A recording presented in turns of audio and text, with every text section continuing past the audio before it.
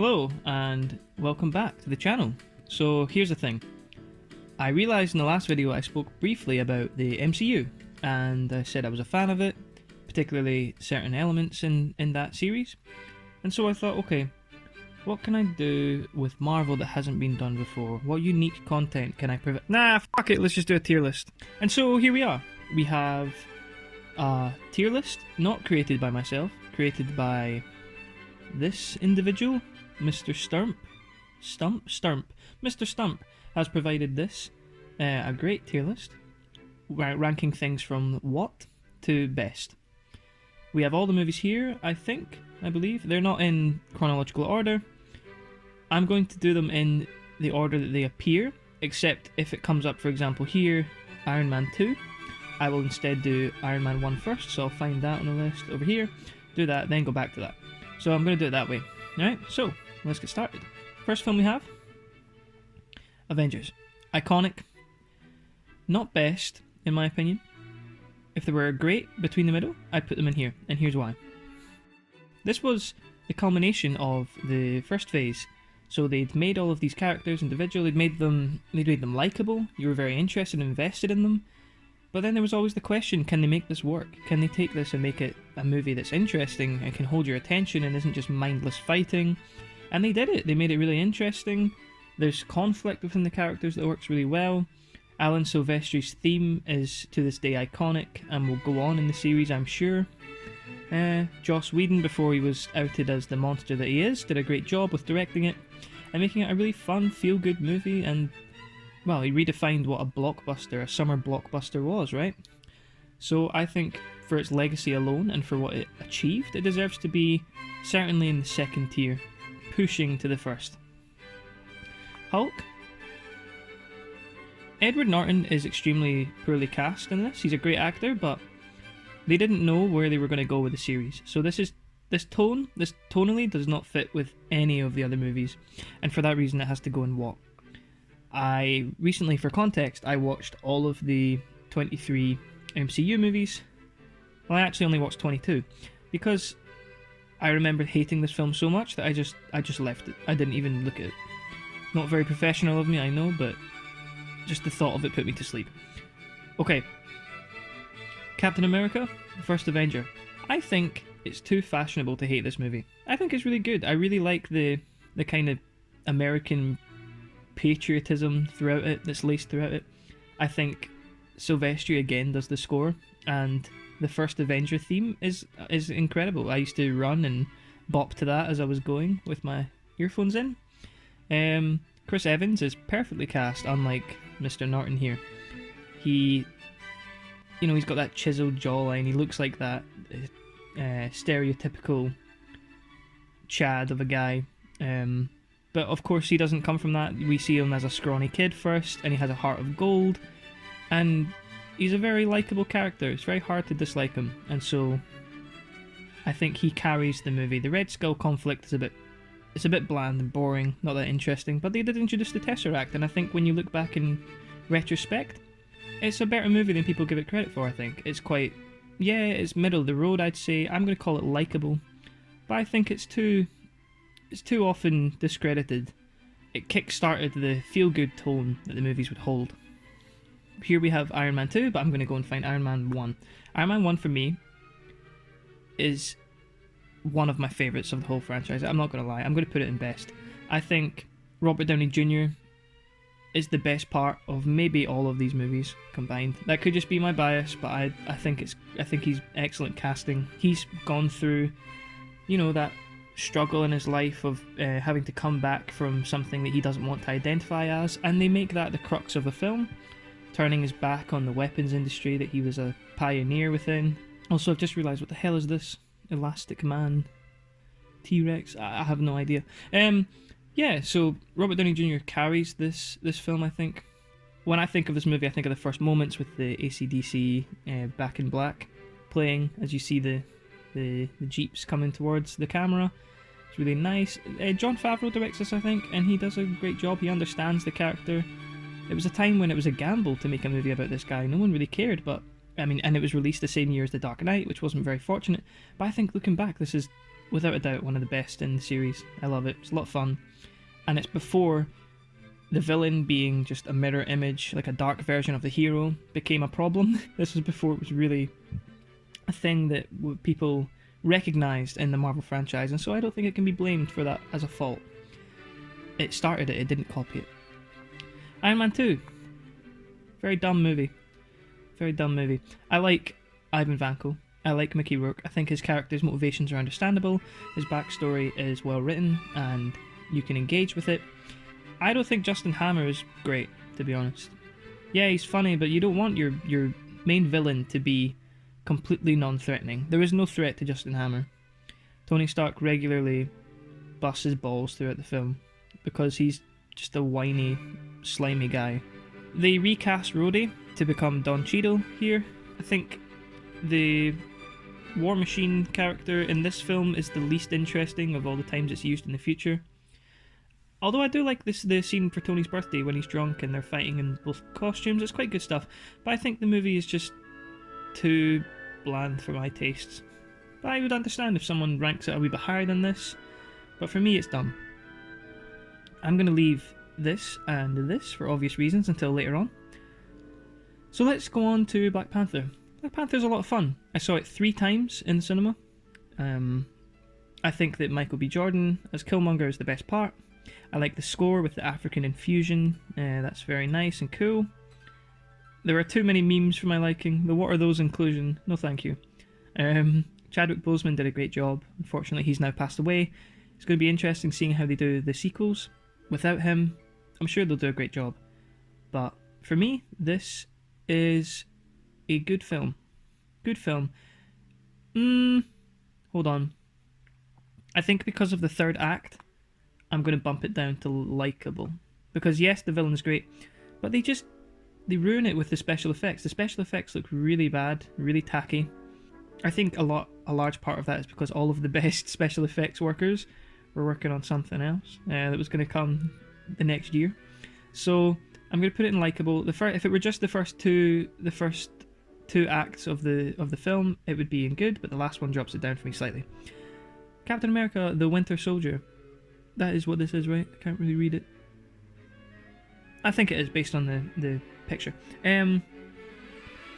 This is, for many people, the best MCU movie, and I understand why. The Russo brothers, they take the helm here. It's their first film, I think, and they make Captain America, who was this kind of Superman-esque Boy Scout character, and they make him a bit more fleshed out, more interesting. For whatever reason, though, the kind of spy vibe of this film doesn't grasp me as much as the pure superhero concept, and I know how that sounds. That this is far more interesting than most, if not all, of the other movies around it. But for me, it's not my favourite, and I can't really tell you why. I think Bucky in the first Avenger, we grew to like him. He died and it packed an emotional punch. What I liked about that, sorry, this is going back to this slightly. What I liked about that is it's a very real moment. He's just gone. There's not much time spent on it. He doesn't have time to reflect on it. He's just gone. And I like how realistic that is, you know? There's not like a montage of Chris Evans screaming into the camera in slow motion. I like that. But the Winter Soldier brings Bucky back, and it does so successfully. Bucky for me, though, isn't a very interesting villain. I don't like the brainwashed kind of, oh, does he remember him, does he not vibe. I don't really like it. I much prefer what they do with Bucky moving forward. For me, Winter Soldier is good. Not quite Iron Man. But that's just my opinion. I'm sure many people will be coming for my head for that one. Ant-Man and the Wasp, and I'm going to go and find Ant-Man 1. Ant-Man 1, I like it. It's more of a comedy than most of the other films on this list, like a pure comedy. And that's because Paul Rudd, that's his thing. Paul Rudd is great in the film. He's a very charismatic lead. He carries the film. Michael Douglas is very good in it as well. Yeah, I like Ant-Man. The theme by Christopher Beck, I think, is like a Mission Impossible kind of heist theme with a bit more playfulness to it. I like it. I can't remember the villain's name. Is it Darren Cross? The guy that becomes Yellow Jacket is a terrible villain, unfortunately. He's very boring. He's like Obadiah Stane, but he's not got the same charisma in his performance. And I think Ant-Man, for me, I've been hovering about it for long enough. It's a likeable movie, in my opinion. Ant-Man and the Wasp, however, is not okay. It's not okay. I don't think it's as bad as Iron Man 2, because I really like the relationship between Cassie and Scott that's established in this film. I think the stuff when he's in house arrest is great, but then I will say, somewhat ironically, after he's freed from his house arrest, I wish I were free from the movie, because it gets boring. When they introduce Ghost, it's a very melodramatic performance by the actress who plays Ghost. I don't think it's her fault. I don't think it was great material to work with, but I don't think that antagonist is particularly interesting. Michael Pena, though, lifts this movie for me from dumb to not okay. I love Michael Pena in these movies, he's great. I also think Michael Douglas looked a bit, I don't know, tired? Was he drunk on set? Who knows? I think he doesn't really give it his all. Although I will say in the Quantum Realm, when he meets his wife, that was quite good. He showed up that day on set, sober and ready to go. So at least we got that. So not okay for Ant-Man and the Wasp. Let's find Thor 1. Thor. I like the vision of Thor. I like Kenneth Branagh's decision to make it this big, godlike epic. I'm gonna put Thor in not okay though. It's just a bit boring, to be honest. Chris Hemsworth would go on to be well cast. He is well cast in that he looks like the character, but also his performance is just as boring as the character. It's not his fault, it's the direction of the film. Chris Hemsworth has very comedic chops on him. He doesn't really get to use them in this film. He does with the fish out of water stuff, and that stuff is kind of my favourite stuff in the film anyway. I think Natalie Portman does an okay job. I think that the girl who plays Darcy isn't that irritating in this film. I think the side characters are all quite good. I enjoy the Earth stuff in this film, but I much prefer the grand scale of the Asgardian palace and all of that architecture that Branagh designed. It's all great. I like it, as well as Anthony Hopkins, of course. You cannot discredit the power that man holds in his performances in any film, and he brings it here with this very noble king of Asgard and Odin. Thor 2. Where will we find Thor 2? Thor 2, on the other hand. What were they doing? What were they doing? This movie is so boring. They got Doctor Who, they got Christopher Eccleston to play the main Dark Elf, and he's so bland. He has 10 lines in the whole film. How can you grow to be feared of a character that you have about 5 minutes of screen time with? It's just terrible. I think that Natalie Portman in this film is not nearly as interesting as in the first one. For whatever reason, she understands the science of what's going on in her body and can understand Asgardian science, which doesn't make sense to me. Darcy is irritating. Her intern is even more irritating, that guy. I will say I like what they do with Loki in this film. The relationship developed between those two, and when he eventually is killed by the Minotaur monster thing, it hits quite well. I think it's a good emotional point. But the film's just too uneventful for me. Also, the plot doesn't really make sense. He wants to lure the Dark Elves to this barren wasteland, and then when they take the infinity goo red stuff out of Natalie Portman, he's going to destroy it with his hammer. It's just very dumb. It's very Thor-like, very head empty though. But it's not great, is it? It's just not that great. I was like, what is going on as I was rewatching that. So let's go to Guardians 1. Very good. Very solid movie. I remember I saw it and I was a bit confused because it didn't feel anything like the other movies in the universe, and I think that's very much by design. It's very much its own entry. James Gunn has a much more... It reminds me of The Fifth Element in some ways. It's kind of wacky. The core cast is all great in the film. Chris Pratt is well cast. There's a good emotional heart to the film as well, with his family, his past, and with Yondu's character and their dynamic. I like it. It's really good. Hopefully my battery will hold. Okay. Yeah, the soundtrack is used very well. This kind of defined what many of the following MCU movies were going to attempt to do as well. Be a bit more of a light-hearted team comedy type thing. And so, I think it deserves to be regarded as highly as it is. On the other hand, Guardians of the Galaxy Volume 2, I wasn't a fan of when I saw it, to be honest. I saw it a couple of times, and I think my problem was I was viewing it against Guardians, when it's very much its own thing. It's slower paced, it separates the team, which to be honest I don't think is a great decision. I don't like that they separate Rocket and Yondu from the rest of the team on Ego's planet, and Groot as well. But when I rewatched it recently, I enjoyed it equally as much to Guardians 1. The score, again, is fantastic in this movie as it is in the first one. I can't remember exactly who composes it, but it's got a great theme. Yeah, Guardians 2 was packed more emotional punch for me than Guardians 1. Yondu, his death in the end, and how he grows as a father figure was very well done and hard-hitting. I think that Kurt Russell's performance, he's having a lot of fun in the role, and it makes him a much more compelling villain than many others. And yeah, I think it definitely deserves to be on the same standing as Guardians 1. Doctor Strange. Doctor Strange is bland, but it's not at the same time. It's a weird one.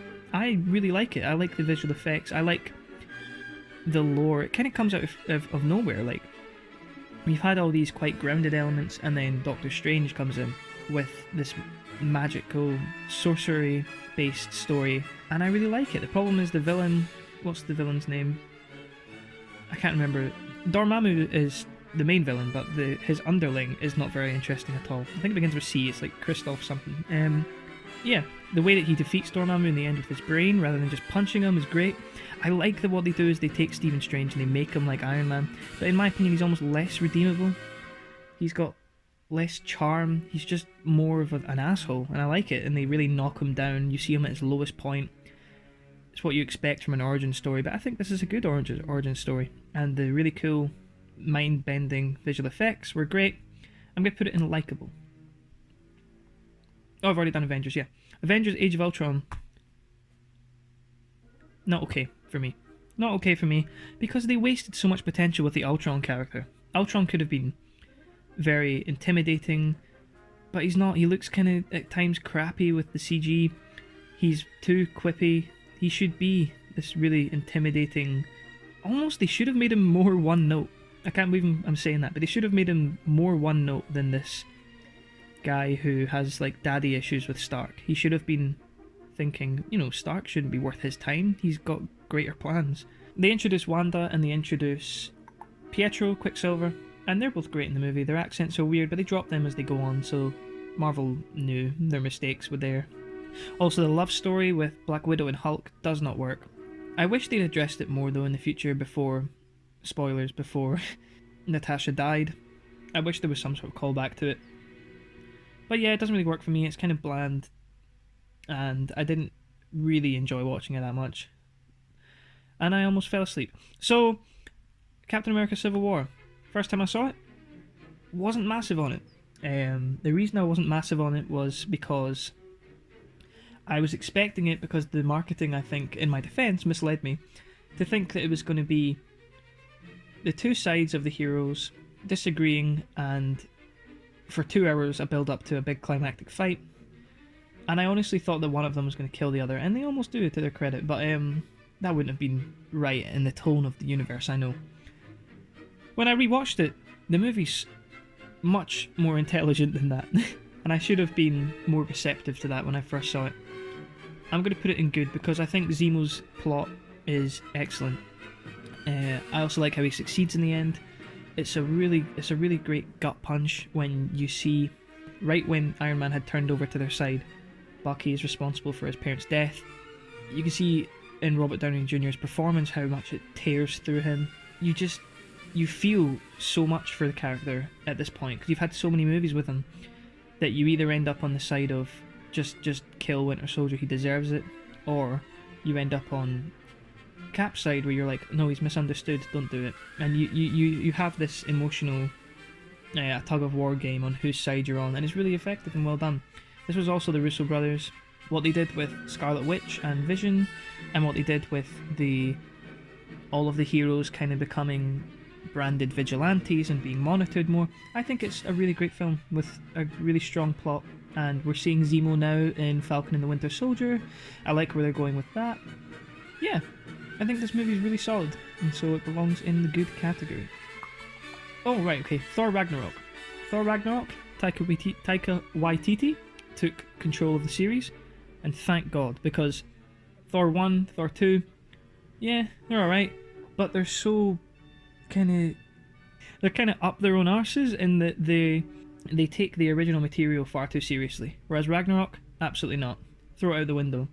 I love that they use Chris Hemsworth's comedic abilities in this film to full effect. Cate Blanchett is a better villain than they've had before because she's having fun with it, she's hamming it up. Well, Loki's good too, but definitely better than the Dark Elves.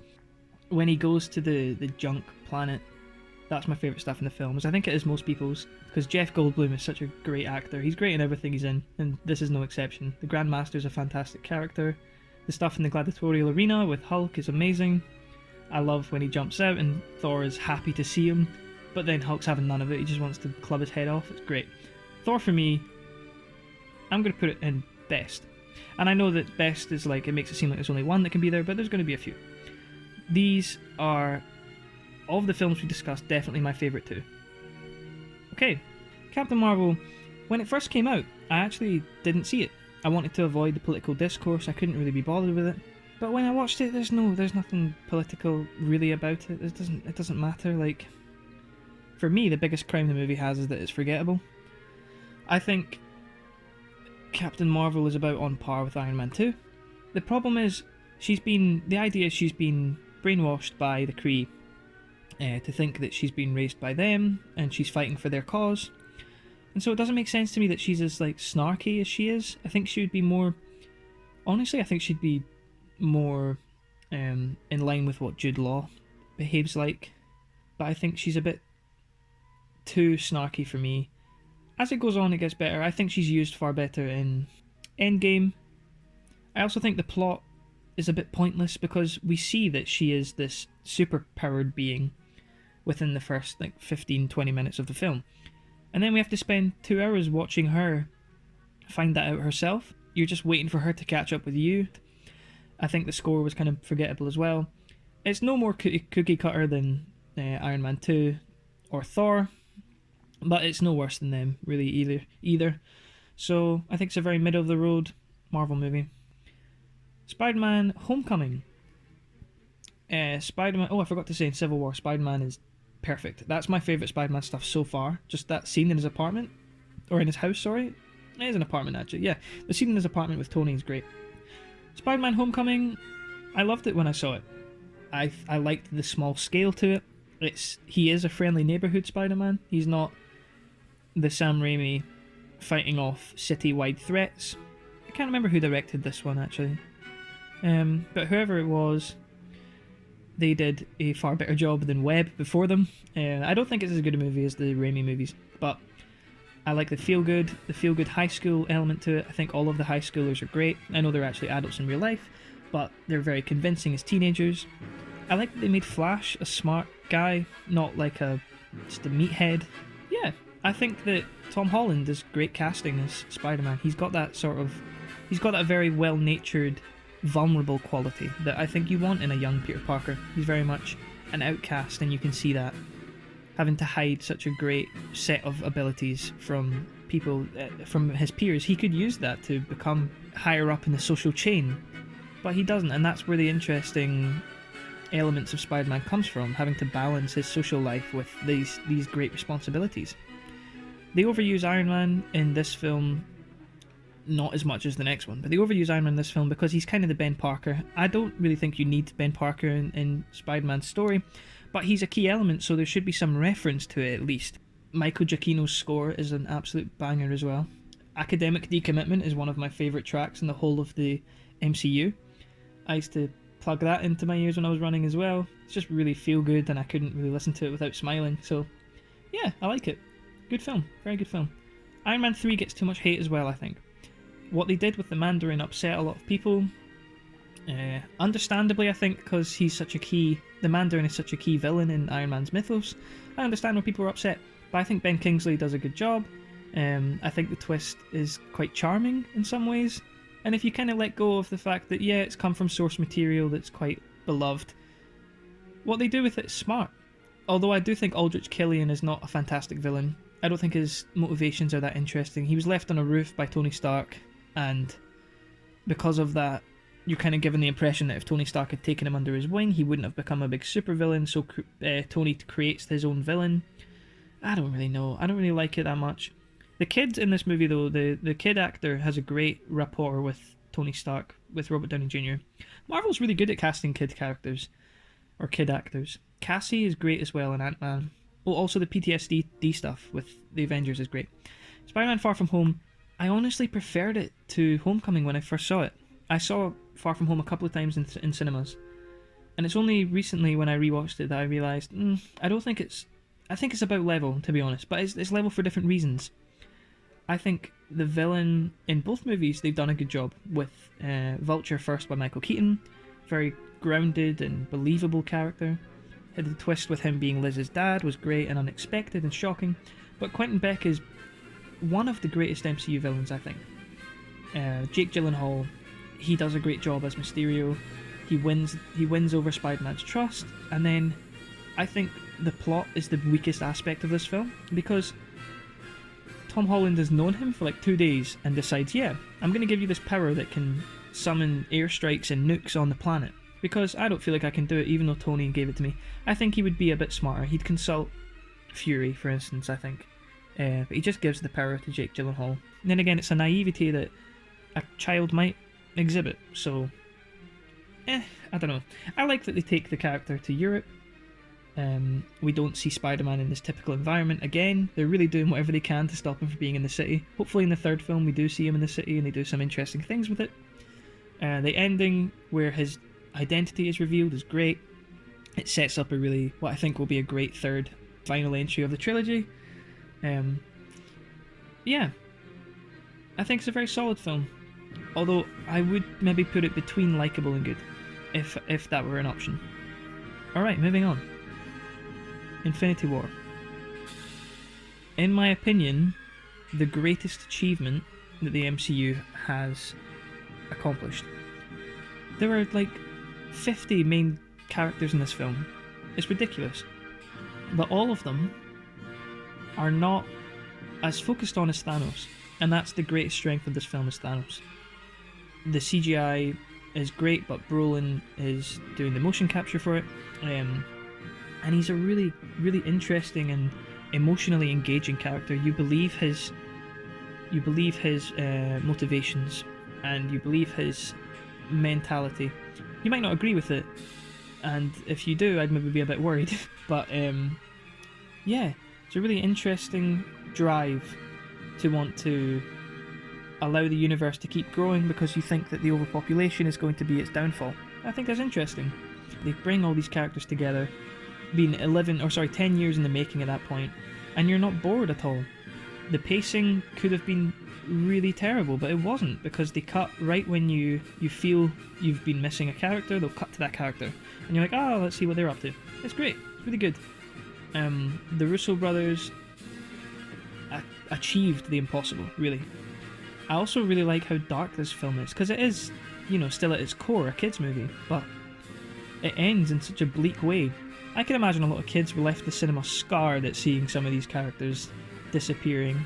I know I was almost scarred by Spider-Man purely because of Tom Holland's emotional delivery of the I don't want to go lines. Yeah, it was just great. And it was a great cliffhanger for what was going to become Endgame. Endgame, fan service done right. I don't think it's as strong as Infinity War, but I still think it has to be here. It would be between these two slots for me. But yeah, I think it has to go there, because it's who am I to deny the people their satisfying conclusion of an 11-year-old story. I think for me moving forward, I'm maybe not going to be as invested in the MCU, but looking back on this as an 11-year process that I grew up with, I'm so grateful it existed, and I think that Marvel should be proud of what they've achieved, and the Endgame is the crowning jewel of that. So yeah, this is my list, this is my tier list. Let me know what you think, any changes you would make personally. I'm looking at it now, I think I'm quite happy with it. Maybe Captain Marvel could be in not okay as opposed to dumb, but apart from that, yeah, I'm happy with it. I hope you enjoyed this video, and if you did, please like, subscribe, and stay tuned for more. Thanks. Oh, come back anytime. Bring your friends.